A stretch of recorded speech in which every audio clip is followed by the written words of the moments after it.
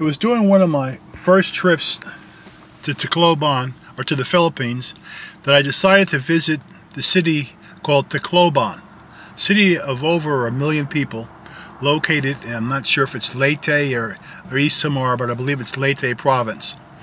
I was doing some research on the Americans called the Buffalo Soldiers that came to the Philippines in the around 1890s, late 1890s, in the Spanish-American War.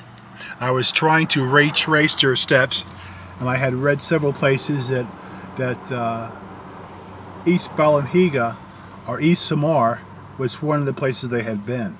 So I wanted to visit the city. I had arrived in Cebu City.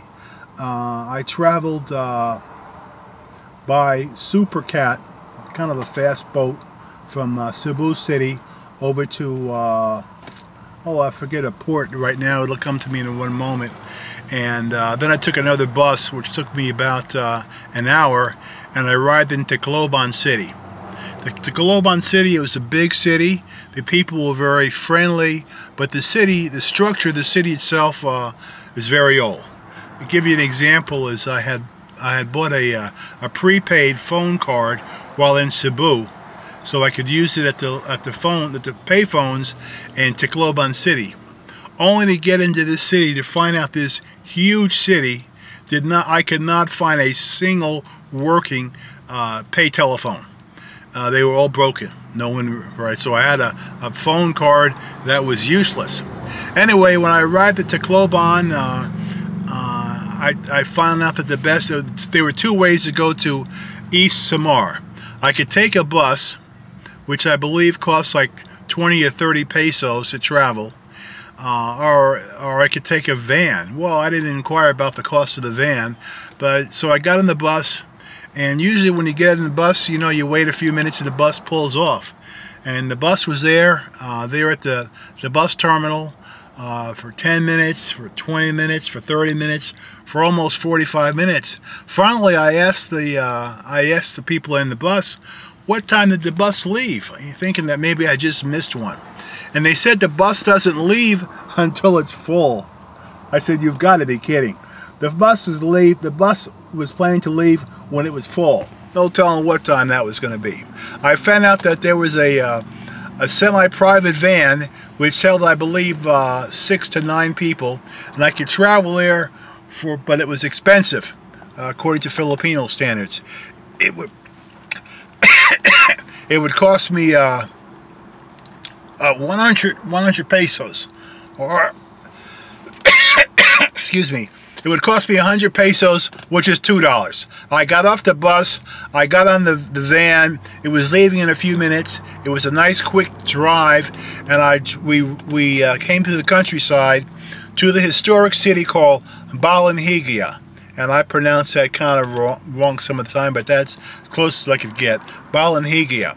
That's a beautiful small city or a big town, whichever you look at it. And there, in the 1890s, Americans had been there, had fought the Spanish. Then, unfortunately, our country, in its infinite wisdom, decided to take over the Philippines, and so eventually we were actually fighting against the Filipinos, and there were supposedly massacres that took place. A bloody part, a sad part of America's history, and also for the Philippines. But times had changed. This was a beautiful town. The people were very, very friendly. And I traveled throughout the town. I traveled in some of the smaller outlying towns, like one is called Santa Rosa, visited the school. It was just a nice trip. If you're going to be in Leyte, if you want to travel up to East Samar, up along the coastline, spend some time and go to Balanhiga, the historic town. The people will treat you very well. I had several very nice experiences. One I'll share with you is that there had not been very many African Americans, who they prefer to call Black Americans, in that city in a long, long time. So as I passed, everyone would stop and pause and say, "Hello, Joe." I wondered how they knew my name, but then I found out that the Filipinos call everybody Joe. you know, after G.I. Joe. Just a coincidence that my name was Joe. On one occasion, I went into a marketplace, the local marketplace, open air marketplace, and it didn't take too long before I was being followed by a group of about five to maybe 10 to 20 children, ages 4 to maybe 15, and some of the little kids that had their parents with them. I saw the crowd behind me, and so I walked up to a little open air spot at the bakery. It was a bakery. They had a lot of cookies, different types of cookies, and I asked how much they were, and they were so cheap. I just bought the whole tray that they had. I was going to give them out to the kids that had been following me for the past 30 minutes. Well, I want you to know, as I turned around with the tray in my hand, the kids ran. They took off. All the small ones ran, and the parents fell out laughing. See, the parents knew I was trying to give the kids a nice gift, a couple of cookies, but the kids were scared to death. Most of them had never seen a black man in person. Eventually, the parents told them that the kids' cookies were free.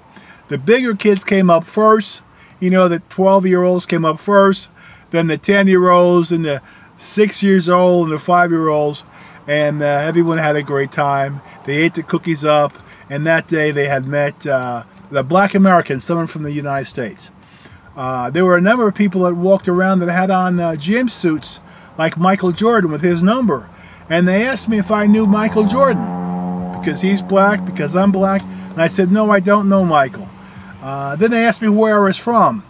I told them I was from North Carolina. They said, come on now, you know Michael Jordan. I could not get them to understand that although I was a black man from North Carolina, I did not know Michael Jordan. But if you get a chance to visit E Samar and Balanhigia, take the time to go visit them. You'll enjoy the city. The people are very, very warm. They'll give you a tour of the city. They'll tell you some of the history. They'll invite you to their home for a meal, even if it's only a small meal, and you'll enjoy your visit. And then tell them that you heard about this from the Black American, Real Mercy, here on YouTube. Have a good day to the next video.